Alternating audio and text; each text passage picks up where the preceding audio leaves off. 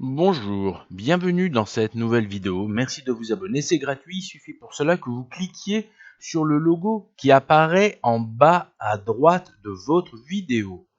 Aujourd'hui, nous allons parler du 6e jour de la création selon la Torah, qui, d'après ce qu'on a pu voir dans de précédentes vidéos que j'ai fait, que la notion de jour est entre guillemets parce que on ne doit pas parler de jour mais d'étape. Pourquoi?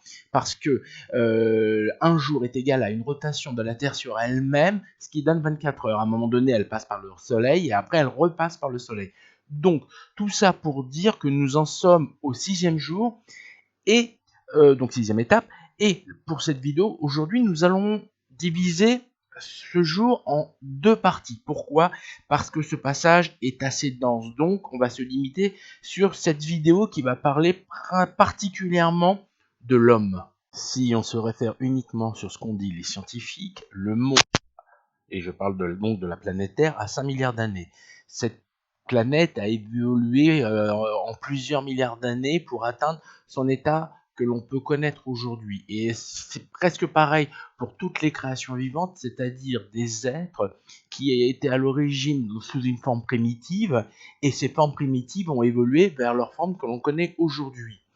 Et si on met de côté la notion de création du monde en 5700 jours, mais qu'on aborde l'évolution par rapport à ce qu'a pu dire Charles Darwin, donc en plusieurs centaines de millions d'années, nous arrivons à ce que nous allons parler aujourd'hui, à savoir l'évolution de l'homme, à savoir qu'à l'origine, l'humain descend du singe, c'est-à-dire un primate.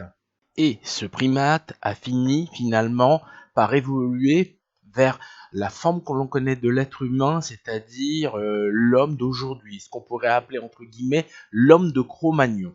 Et maintenant, je vais vous prouver la corrélation qu'il y a entre cette Torah, donc ce support religieux, qui est parfaitement en corrélation par rapport à ce que peuvent dire les scientifiques. Et bien évidemment, je pensais à Charles Darwin, que vous avez pu voir en image.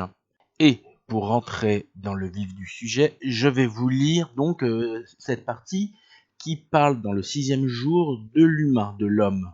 Et Dieu vit que c'était bien. Dieu dit, faisons l'homme, et je précise entre parenthèses, Adam, à notre image, d'après notre ressemblance, qu'il règne sur les poissons de la mer, sur les oiseaux du ciel, sur le bétail, et sur toute la terre, et sur tous les êtres rampants qui se meuvent sur la terre. Dieu créa l'homme, donc entre parenthèses, Adam, à son image. C'est à l'image de Dieu qu'il le créa, mâle et femelle, il les créa.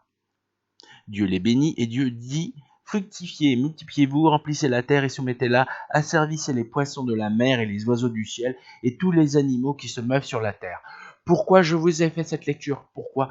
Parce que simplement, depuis toujours, on dit que Dieu a fait l'homme à son image. Ce n'est pas vrai. Le mot exact qui apparaît dans ce texte de la Torah depuis 3500 ans, c'est le mot Adam. Adam comme le premier homme. Mais en vérité, si on parle de l'évolution des espèces, ce singe qui est devenu un homme a quand même le nom d'homme. Mais en vérité, il n'est que homme par rapport à son principe d'évolution. Dans cette Torah, on parle de Adam. Donc, il faut expliquer qu'à un moment donné, il y a eu l'homme de Néandertal et cet homme de Néandertal est passé directement à l'homme de Cro-Magnon. Et les scientifiques ont toujours parlé de ce qu'on appelle un chaînon manquant. Mais la réponse de tout ça est tout simplement Dieu a fait une création à part qu'il a sorti directement de la terre. Cette création s'appelle Adam. Cet être particulier qui était unique, il était beaucoup plus évolué, il était plus grand, il avait une apparence qui était totalement différente de ces sortes d'êtres préhistoriques. Et par rapport à ce qui est marqué dans la Torah, Adam donc aura une compagne qui sera Ève. Ils vont avoir des descendants et ces descendants vont s'unir avec les êtres préhistoriques de l'époque. Et l'union de ces deux espèces va donner l'homme de Cro-Magnon, qui sera certes aussi la descendance de Adam, mais qui sera aussi ce mélange d'intellect, d'évolution et ce côté primaire, barbare, car nous, en tant qu'humains, on peut bien confirmer que nous avons nos défauts et nous avons, pas tous, bien évidemment, mais certains humains ont des pulsions primaires qui ne sont pas loin de nous rappeler nos ancêtres, les hommes préhistoriques. Je vous invite très très fortement à trouver un recueil de cette Torah avec des écritures en hébreu, de trouver tous ces passages donc dans la Genèse, dans ce qu'on appelle la Bereshit, où le mot homme apparaît. Et vous verrez que à chaque fois qu'il y aurait dû avoir le mot homme, comme dans sa traduction, vous verrez le mot Adam.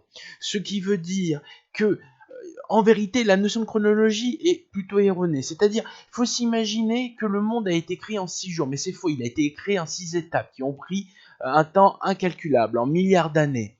Et la finalité est l'arrivée de l'homme. Mais l'homme, c'était, je parle d'Adam, et cette fois-ci réellement de Adam, il est arrivé dans ce monde il y a 5700 ans. À partir de sa naissance, il s'est lié à ces hommes primitifs, ces hommes préhistoriques, et de ces unions entre la descendance de Adam et ces hommes préhistoriques est venu l'homme tel qu'on connaît aujourd'hui. Donc, on peut dire qu'il y a 5 milliards d'années, mais il y a 5700 ans, Adam est venu au monde. Il est sorti de la terre pour devenir l'humain qu'il était. Donc voilà, cette vidéo est finie. Merci de vous abonner.